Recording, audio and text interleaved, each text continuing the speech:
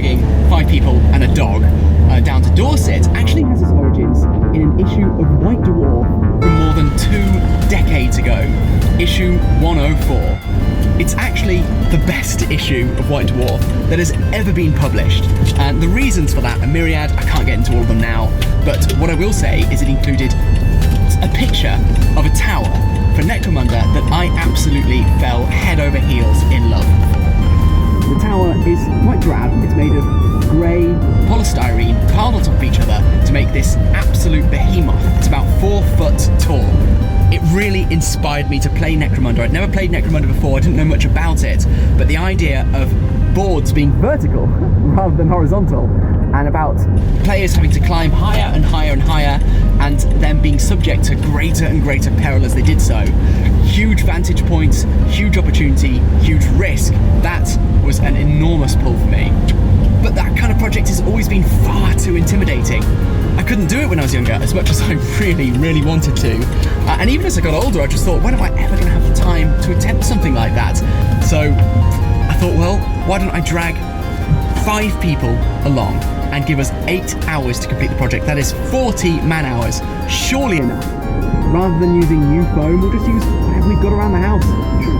Surely that's the joy of making Necromunda terrain anyway. It's this sprawling, nightmarish mess of decaying hab blocks and pipes and buildings all just piled on top of one another until you can't tell what was what in the first place anyway. It's ideal for a junk build.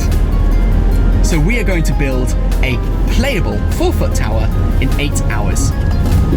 It really can't be that hard. And so with the challenge set, I grabbed Greame and we hit the road. Welcome to Battle Camp. We were the first to arrive in the town of Winbourne, Dorset. Then Greame went out to find Hayden, and finally Chris and Allan pulled in. We then settled into what would be our home for the next few nights and the venue for the greatest development in wargame terrain building since housing insulation foam. A couple of cans each was just a sensible way to bulk out our building supplies. We then got an early night, because it would be an early start tomorrow. The next morning I woke bright and early, ready and raring to go. Sort of. Anyway, after a while I did actually get up and set up for breakfast, expecting the others to join me for a leisurely chat, which they never did. However, before we could crack on, I did have a surprise for everyone. A little excursion, inspiration for the challenge ahead. So we walked all Reservoir Dog style to the model village, with bears, apparently. It was a street-by-street replica of the entire town, potentially a little bit above the technical complexity that we were aiming for with our own trash build. After all, none of these buildings were even made of used Fanta bottles and half-clean tins of beans. However, it was still very cool that they had a model of the village, and a model of the model of the village, and a model of the model of the model of the village, and a model of the model of the model of the model of the village. Presumably, that little green patch there is the model of a model of a model of a model of a model. So it's a village in a village in a village in a village in a village in a village. Yes. I did interview a guy who worked there and who'd volunteered his time to talk to me about how the place was built. It was truly really interesting, but I used the wrong microphone connector so we can't hear any of it. So we let Greame sit in a wooden throne for a bit and survey his kingdom before heading to the indoor exhibits, where we found a tower that was suspiciously, conveniently appropriate for our purposes. Should we just steal this one? It probably is about. It's probably not far off. Yeah, it's not far off. If we all sort of walk out in a line with it behind our back, just like, we had a wonderful time and... What's happening? That's so good. After the childish giggling had finally subsided and we felt appropriately inspired, we headed back to the house. We'd finally embark on this great undertaking. Welcome to Battle Camp Trash Build 2022. 2022, because we were going to do them annually, and we did one in 2021, so this is 2022. With that safely established, we got out our tools for the weekend, a large pile of trash, and in time, even more trash.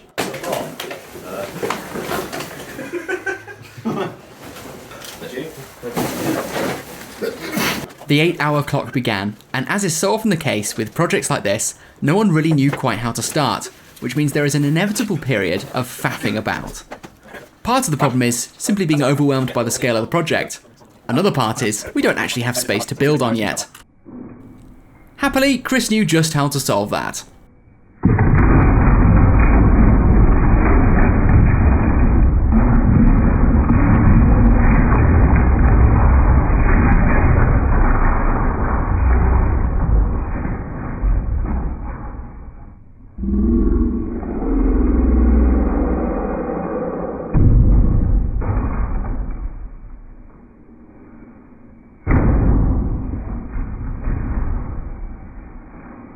It worked! After that, things started to come together remarkably quickly.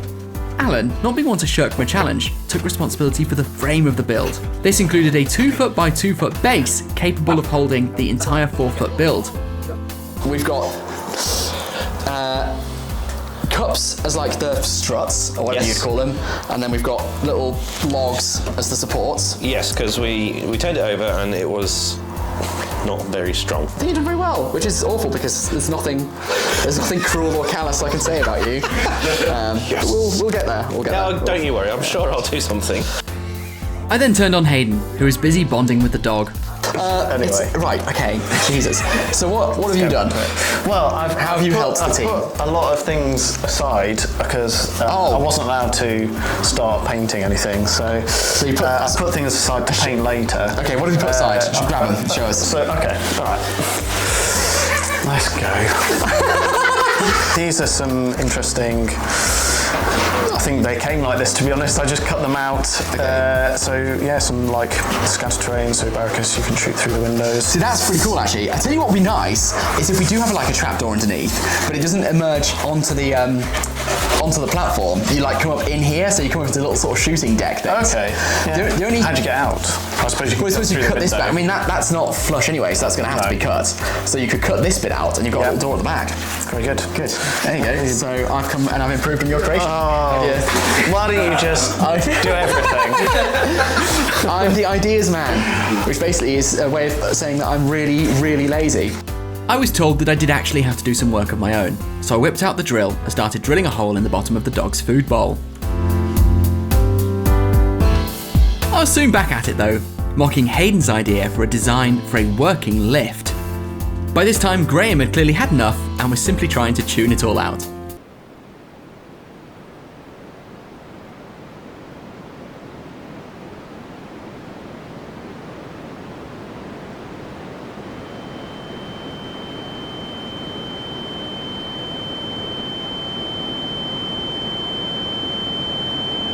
So my idea, so originally, how I made it functional. Well, okay. I don't think you made it functional at all. Oh, well, you say you did. Anyway. Go on. So this is going to be right in the middle of the build. Anyway, this is an elevator. You're going to put all the whole gang on the whole gang goes on here? Yeah, you can fit 8 models. Let's try that, shall we? Okay. I've got some models right here. Let's get this guy. Oh, he fell off. Oh, there you go. So as long as he's got a shield to counterbalance him. Exactly. I'm actually really annoyed that fit. It's a reward. If you can make a functioning elevator that you winch up and it stays in place, my God, I will eat my own face. It'll be fantastic. Meanwhile, Greame was busy building something he felt would really liven the hive up. A bar. Where's the bar going to go? Where? I'm going to cut it in half. Maybe you shouldn't be pushing a button. Maybe it should be first person to someone buy a drink.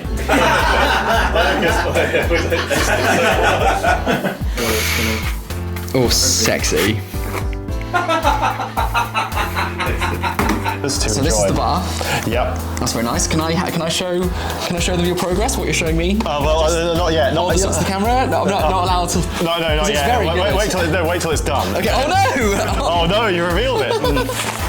Yeah, this is my hard card, so I'm just gonna use it for something. I think it'll be useful. Yeah, nice. This feels wrong somehow. It does. But it was really ruined to me. It was a bit ruined. And plus, it's just as readable as it ever was. There you go. So if anyone, one of your patrons wants that or something. Yeah? Whoever, like I say, all my miniatures are getting a Patreon assigned to them. If yours gets the most kills, you get this bundle of pages. Still sticky from the glue.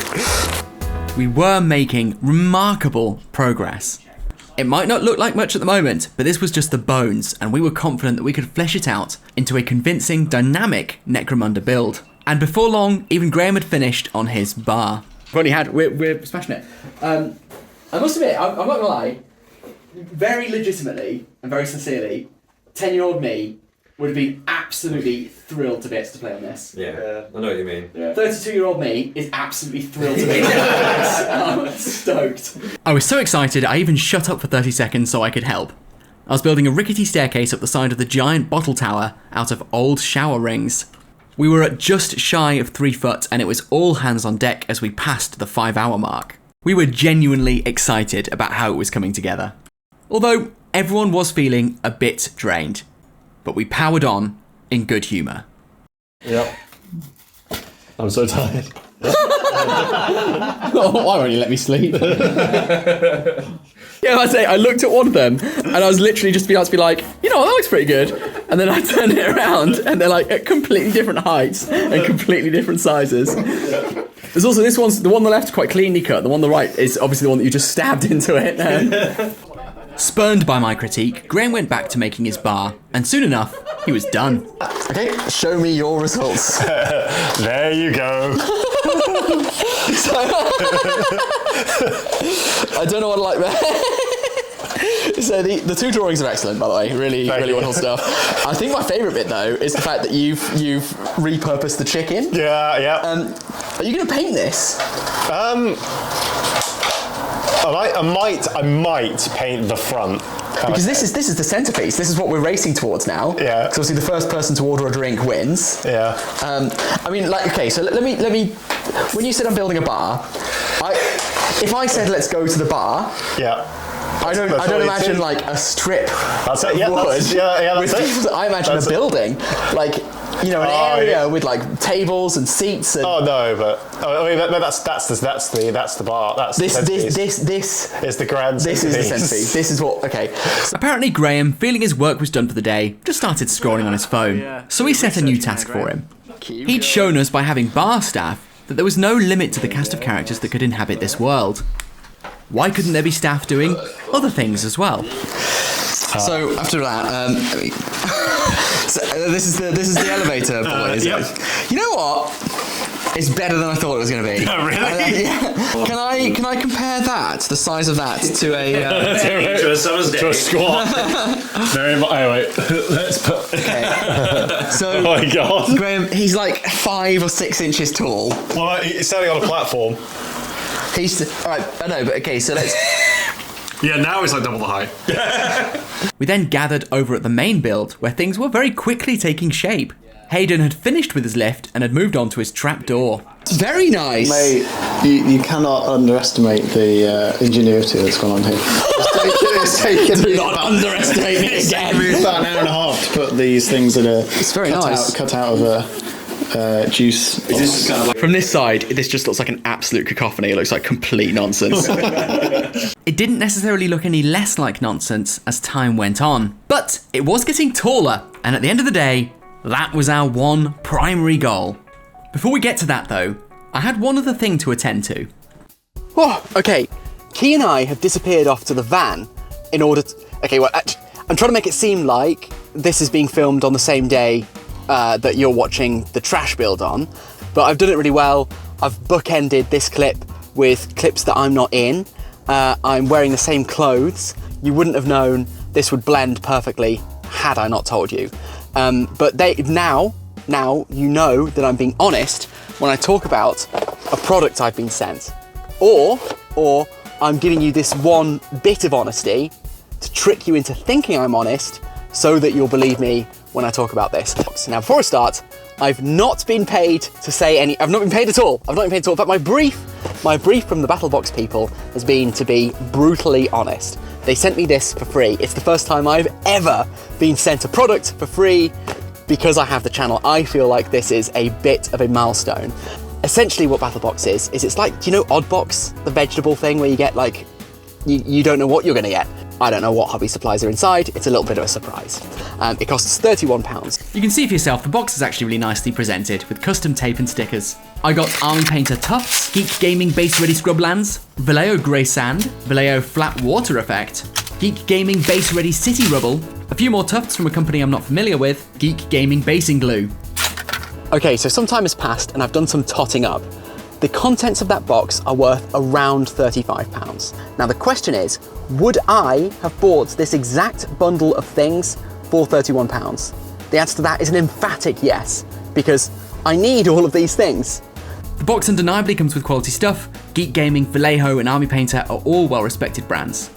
However, I do think I struck gold with this box. I saw the last box and I realised it had things like a dice rolling tray in. I've got a dice rolling tray and I'm not going to need another one.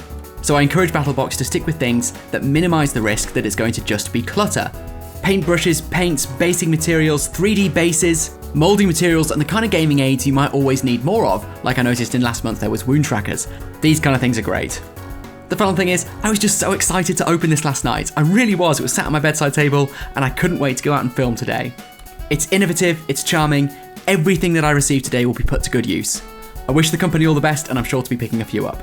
This month's is available until the 18th of August and I have decided to put a link in the description, but I repeat, I've not been paid, I'm not an affiliate, I just really think it's quite cool. Anyway, back in the house 4 months earlier, things were starting to come to a head. Place it on just to see. Go on. I'm just going to see. The session was coming to an end, and we had the pivotal moment of finding out whether or not we'd achieved the 4 foot in height. Oh, I can't tell. We might. I can't remember if we just made it or if it's just out of a. Yeah, no, it is. Yeah, it's just over. Jesus. It was actually comfortably over once we'd accounted for the fact that the bar would be sitting on top. We're done! I don't think.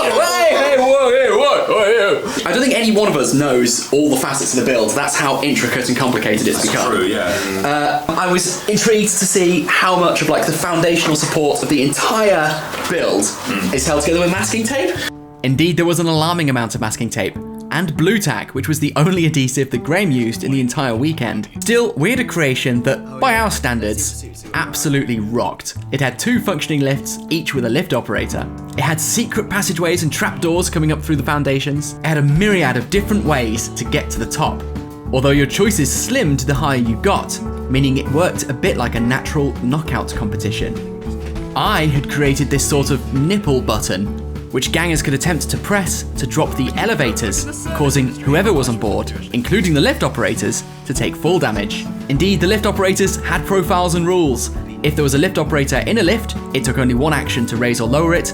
If the lift operator had been killed, it would take 2. We also had these extremely janky stairs on the outside of the bottle tower, and ladders that Greame made out of blue tack. There were walkways and platforms everywhere. I'd even put together this wicked satellite dish. Chris had made this quite Mario-esque stairwell inside of an Easter egg box. And if you made it to the final floors, you'd be faced with just a single route up to the bar. If you did make it up the platform and blue tack ladders, you'd reach this amazing beer terrace. It had a parasol and picnic-style benches, and it was held up by these load-bearing strings. That's not where you bought the beer though, you had to climb still further, all the way up this rickety tower to the bar that sat atop in Pride of Place. For some reason, you'd be served by a man with a giant handlebar moustache, another man too happy to be holding a large knife, and a chicken. It might not be pretty, but we were all genuinely excited to get a game in on this ludicrous creation. It checked all the boxes from my childhood. It had little hideaways, nooks and crannies, secrets and trapdoors. It had choices and options, so you weren't stuck to a single path. More than anything, it had peril. You were never far from a ledge, and the higher you got, the more dangerous things became. It also had tape, an alarming amount of tape.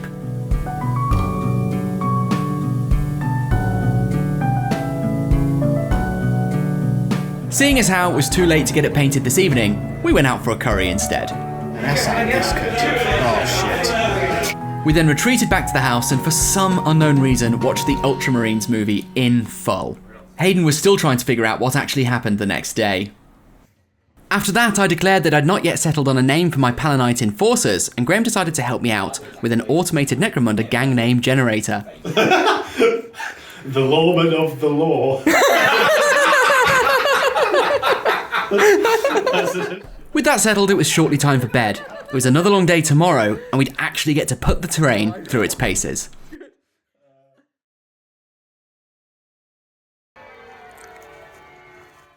The next day came, and our first test was to get the build outside for spraying. Right now. Oh, okay. Are you on the left side? Yeah, we're lifting. Oh my god. We had to go around your way. Mine's up. Yeah, the top. I don't know how it's Alright. going to have to come down to fit through the door. Okay. It took 3 of us more than 10 minutes to spray the whole thing black, and we still didn't get it all, as you'll see later. Still, it was so satisfying watching it go on. Once a solid-ish coat of black was down, I started using this Remel Rust Effect spray paint. It is a textured browny orange spray paint and actually worked remarkably well. Had it have felt worthwhile, we'd have bought some different orange and brown hues. But for the job at hand, simply varying the intensity with which we were applying this had the desired effect. Finally, we gave it a spritz of silver over the top, and we were done. We had to give it time to dry, so we dumped it down by the side of the house and went for brunch. Jesus, watch the lamp as well. Watch the lamp, watch the lamp, lights, Light, yeah. behind you. We got it. It is a bit too big for the... The final thing to gather in was Graham's drinks victory tokens. The player who successfully orders the most of these from the bar will win. I'm using the Palenites, or Space Police. As always, my miniatures are assigned to my Patreons to find out who's lucky and who's unlucky, so Patreons, pay attention. First is the Scrutinator Primus, standing in as a regular sergeant, and that belongs to my Patreon Archimede. This Enforcer with the poorly painted skin belongs to Nathan T. This helmetless, shield-bearing subjugator belongs to Sean Clark. The one next to him with the helmet belongs to Chris Cooper. This guy with the giant ram has been reassigned to new Patreon Michael Haskell. And the shotgun-toting guy belongs to James Twomley. Graham has brought House Cawdor, and we're not going to go through what everyone has until it comes relevant in the game because there's 5 gangs. Chris had brought the new Ironhead Squat Prospectors, looking very dapper indeed in their orange and white exosuits. Allan had brought his Genestealer Cults with a big old rock saw, and the only psyker in the game today is Magos. Hayden had brought his Delaque and, in what would turn out to be a stroke of pure genius, grappling hooks. So, with everyone gathered on the beer terrace, we were ready to go. All we needed was the bar. With only 8 beer tokens up for grabs, it would be a mad scramble up to be served first. There are 2 rules to be aware of in this game. The first is that there is a rising tide of sludge, which will kill any ganger who can't climb fast enough. The second is that there will be no bottle checks. Between the sludge rising beneath them and their desperation for a drink, nobody's running from this fight. Finally, there is no turn limit. The game will keep going until either there is only 1 gang left, or all the drinks have been claimed.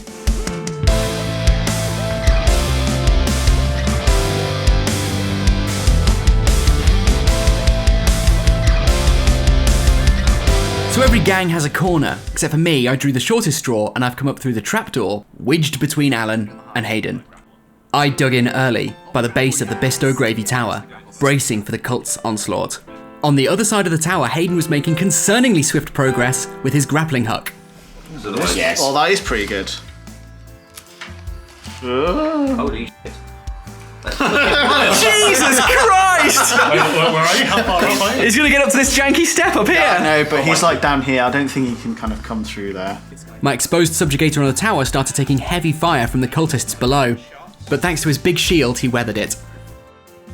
Happily for Allan, he was ready to cause more chaos on the other side of the board against poor Graham.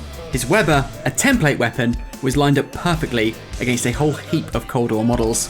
Is he I'm really sorry. Okay. Oh, you flame templating me. Oh no. I'm really sorry. Just know I'm sorry. Okay. Oh no. Just know I'm sorry. It's not a flamer. Right, but it is a flamer though. Oh my god! That's everyone. So it's all about that guy. Jesus I Christ! don't want to do this. Your face says otherwise. Please don't make me do this. He did do it.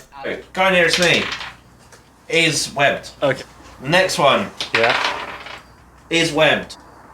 Is webbed. Oh. Is webbed. Is not webbed. The champion survived. Is webbed. He is not webbed. Is webbed. Not webbed. Yay. In one fell swoop, the neophyte with the Weber had taken down all but 3 of Graham's gangers. Well, It was a good game.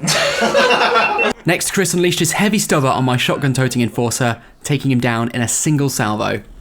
There was a lot of carnage, but so far not that much movement. And see how far we've got to go. Wow. Here we go. Hayden was ready to change all that with his grapple. He was taking the most precarious route up the back of the bottle tower. While all this was happening, Allan got a nosebleed, presumably as karmic punishment. You're fine. It's tis but a scratch. He then decided to immediately return to being an arsehole again. So we're gonna run this way. If you are doing what I think you're going to do, I'm going to punch you in the nose. Violence did not dissuade him. He would try and shotgun Michael Haskell's subjugator with the ram, who was placed very precariously by the side of the platform. He is so going to fall. I was right. He took the shot, fell, and failed his save. I just needed him alive to get that gun back into play later in the game. Please leave him. He's got a really cool gun. He did. Quickly, you're going to assume that it's going to be all on me. The rest of my gang were also in a precarious situation, sandwiched between the Delaque above them and the squats on the other side of the board. At least the facility's staff were still faring okay. Which is just as well, because Allan chose this moment to take his aberrant and start boarding the elevator. Chris, meanwhile, continued to pour firepower at the one escapee from Graeme's mangled gang. So far, though, he proved remarkably resilient. Right, so I'm hitting on I don't know, not a 2 though. Jesus, you can't hit anything. No, I can't. From Hayden, another grapple launch put him very comfortably in the lead. Oh my god. Oh, if someone shoots him off there. This bird's eye view shows how grim the situation was for the rest of us. We'd failed to even reach the first floor, while Hayden had skipped it entirely and gone on to the second. It was then Graeme's opportunity to try and recover his webbed gangers, but let's just say his luck didn't improve. It's broken. So he stays where he is. Broken. Broken. Oh my god. Delete broken. Oh my god. I'm gonna change it now. Broken. Okay, good. Broken. In the end, only one of Graeme's gangers got up. After building this terrain for 8 hours, he was barely even getting a chance to play on it. He did, however, manage to get the one ganger who escaped the slaughter up the tower and into the relative safety at the top. He wouldn't have too long to enjoy it, though. In. Oh no, they're coming for me. He's going to get off and a couple of inches in. Allan had filled the elevator with almost his entire gang. And because the lift operator was still alive, he could now raise it without using any further actions. God.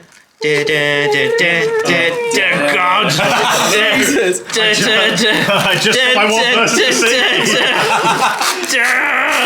I think the rust effect on the pipes.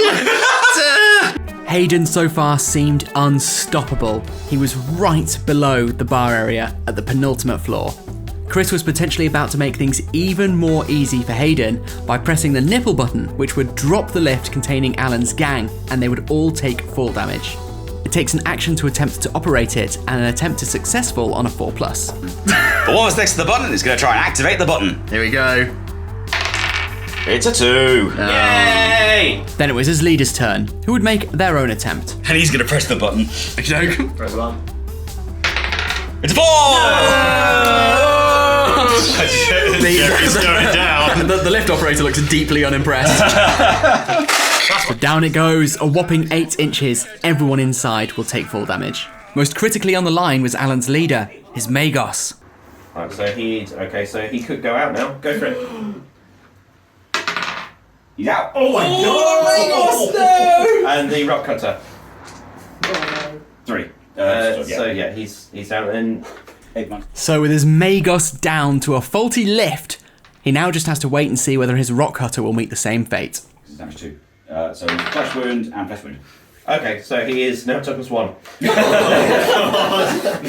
The lift had just become a bucket of mangled bodies, including the lift operator. The only consolation for Allan is that the lift drop only works once. He can now try again with impunity. Meanwhile, the first of my enforcers had also reached the second floor, leaving my subjugators below to protect the captain. Greame, finally with a few models back on their feet, could attempt to strike back at Chris.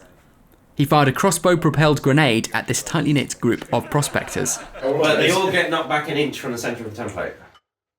This caused Chris's leader to fall first onto the stairs, and then again off the platform entirely. So that's 7 inches. That was strength 5 then. Yeah. The carnage on the lower levels continued. I tried to hurl this Delaque, unsuccessfully. Chris finished off one of Graeme's downed Cawdor with a coup de grace, and one of Hayden's downed fighters voluntarily crawled off this stairway, falling to his death in order to allow his fellow fighters to pass. Which, to be fair, was pretty baller. It wouldn't be worth a damn, though, if we didn't climb. Most of the fighters were still in the lower levels, scrapping it out, and they would all be swept away once the Necrosludge rose. Only Hayden's Delaque leader was anywhere close to getting a drink. All of that was about to change, though. Against all the odds, 3 of Graeme's gangers had boarded the second elevator up to the 3rd floor. That put them slightly ahead of Delaque and shattered Hayden's lead. Right, I'm going to activate my champion and this guy if he's in range. Uh-oh. So, champion is going to shoot the one with the plasma pistol. That led to another Delaque plummeting from the stairway. Perhaps there was hope for the rest of us after all. And now he'd try and take another if he could pass his cool check. Fine. Yeah, shooting that guy. He goes. On the ground floor, apparently the fighters hadn't got the memo about impending doom, and Allan subjected both Chris and Greame to a second webbing. This started a small squabble about who was to blame. Hell. Why didn't you get him? Why didn't you off like At least for Greame, the race was still on. Between Hayden and Greame, it was neck and neck. He was at the foot of the stairs up to the beer garden.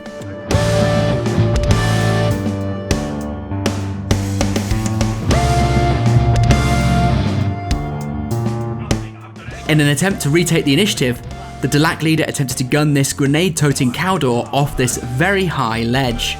And we were all very excited about the prospect of him landing on this cultist below. All he needed was a 2+, and I made the mistake of saying those fateful words. Don't get a 1.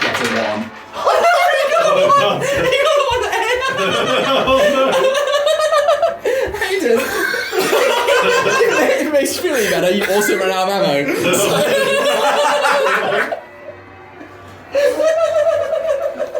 This guy just rounded the corner out of this walk, like drew his pistol, and was like, he's now got no ammo to fire back with. And there's just these 3 guys like, Excuse me. probably hit Jim instead. Oh, that was so shocking. Hayden, you're rolling. You might be wondering where I've been in all of this. Sadly, I've not really done anything. This is the response to me attempting to wound a Delaque fighter for the 3rd successive round in a row. Hayden has some of the worst rolling in the hobby. When he's telling you there's something wrong, there's something seriously wrong. Still, at least a number of my guys had made it to the 2nd floor where I would clash with the cult combat heavy hitters for a taste of sweet liquor. First, I'd face the wrath of Allan's aberrant, or Allan Brunt, if you will. He's not gonna make it. Needless to say, my subjugator got chonked. In the fight that really matters for the stairs to the beer garden, Hayden finally managed to knock Grenady Boy off the ledge. He fell more than 2 feet to his inescapable demise. And he fell. He got shot. No! That's just your hand. Okay, I didn't land on that guy, unfortunately. No, he's dead. He died. Down below, the rising tide of Necrosludge finally claimed the gangs who had failed to escape it. My gang, gone. Chris's gang, gone. Allan's gang, not gone. Much to Hayden's dismay, the aberrant survived, and it was out for blood. Aberrant. Meat face. It immediately claimed another victim, the Delaque leader. Relieved he'd started to climb when he did, a Cawdor ganger actually reached the beer garden. Delaque was still hot in pursuit. There'd be a showdown for who gets first service after all. Leave me alone. The final Delaque ganger bravely charged the aberrant to buy time for his friend.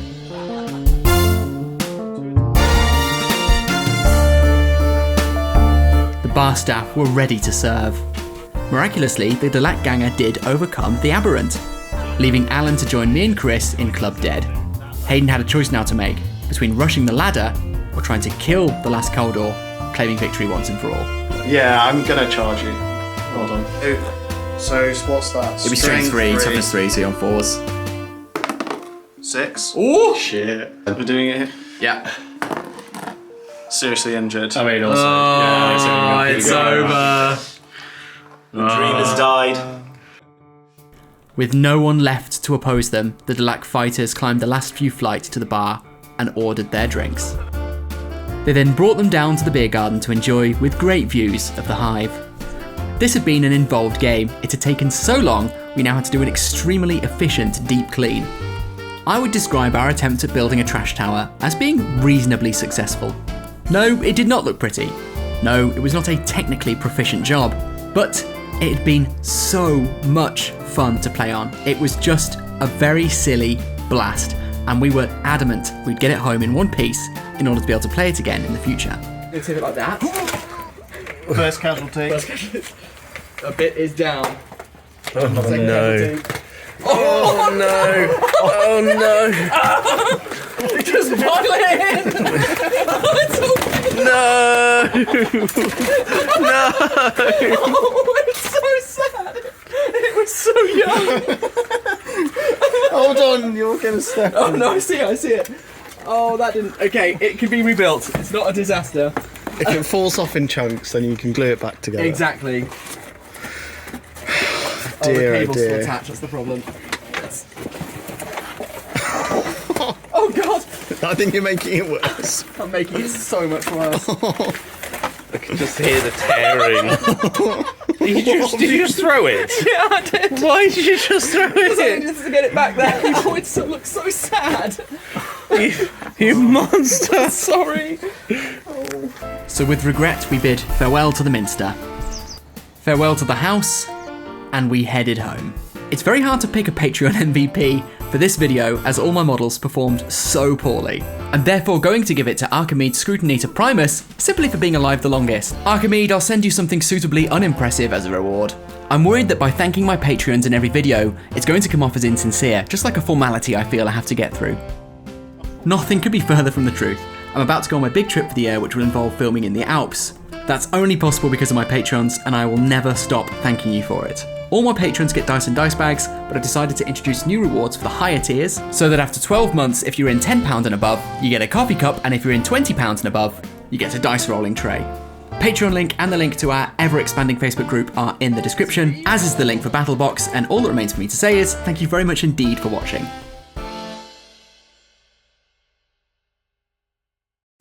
Today is August 13th, and we're going to take a look at the fate of the trash build. Oh. It never saw a second game.